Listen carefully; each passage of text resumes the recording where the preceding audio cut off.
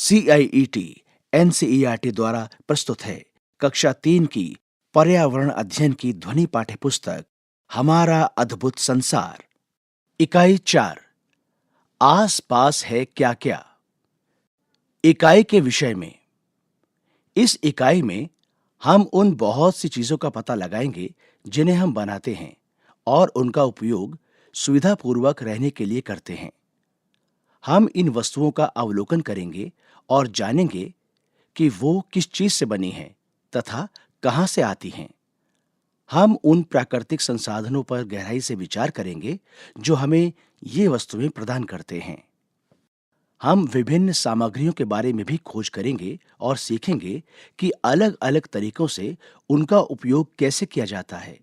इसके अतिरिक्त हम अपने आसपास के अपशिष्ट पदार्थों यानी बेकार पड़ी वस्तुओं का अवलोकन करेंगे और सीखेंगे कि अपने आसपास के परिवेश को स्वच्छ और स्वस्थ बनाए रखने के लिए उनका प्रबंधन कैसे किया जाए।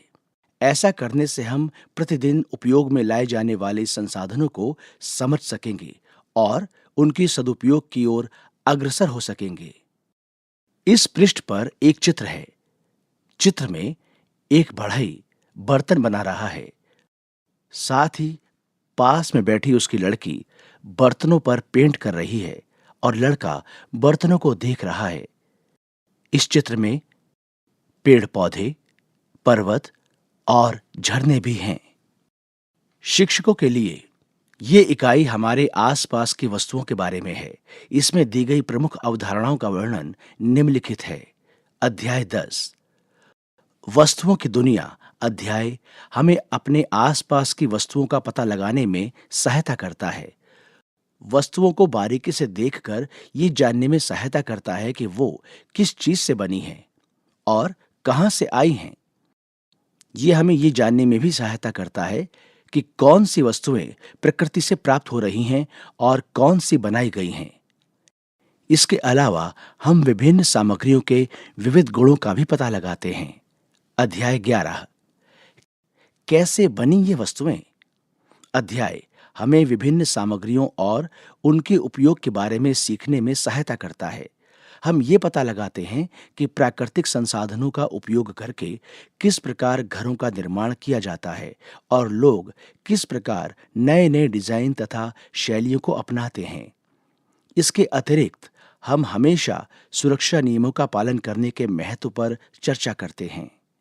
अध्याय 12 क्या और कैसे करें इसका। अध्याय कचरे के निस्तारण, कूड़े को निर्धारित स्थानों पर डालने और उसे सही ढंग से छांटने के महत्व पर जोर देता है। ये पुनर्चक्रण और पुनः उपयोग के महत्व का भी वर्णन करता है।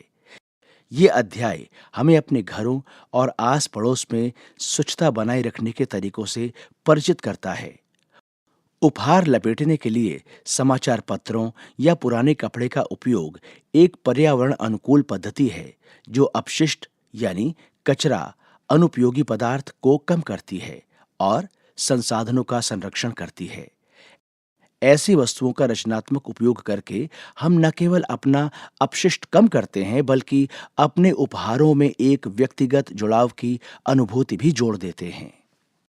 विभिन्न सामग्रियों जैसे धातु, लकड़ी, कांच, प्लास्टिक, मिट्टी आदि से बनी अलग अलग तरह की चीजों को एकत्र करके प्रदर्शित करें। शैक्षणिक भ्रमण या आगंतुकों से बातचीत, किसी स्थानीय खिलौने बनाने वाले आदि से बातचीत के लिए मुलाकात का आयोजन करें या उन्हें बच्चों से बात करने के लिए विद्यालय में आमंत्रित करें। सूखे और गीले कचरे को अलग अलग करने और उन्हें अलग अलग कूड़ेदान में डालने को प्रदर्शित करें, जैसे दोपहर के खाने के बाद। ये सुनिश्चित करें कि बच्चों ने दस्ताने तथा मास्क पहने हुए हों। इस पृष्ठ पर नीचे एक चित्र है जिसमें एक लड़की कूड़ेदान में बोतल डाल रही है। कूड़ेदान में कूड़ा पड़ा है और उसके आसपास भी कूड़ा बिखरा पड़ा हुआ है। अभी आप सुन रहे थे कक्षा 3 की पर्यावरण अध्ययन की ध्वनि पाठ्य पुस्तक हमारा अद्भुत संसार। वाचन स्वर प्रवीण शर्मा, ध्वनियांकन विकास सांगवान। निर्माण सहयोग सुरेंद्र कुमार, निर्देशन एवं निर्माण विमलेश चौधरी तथा प्रस्तुति CIET NCERT नई दिल्ली, भारत।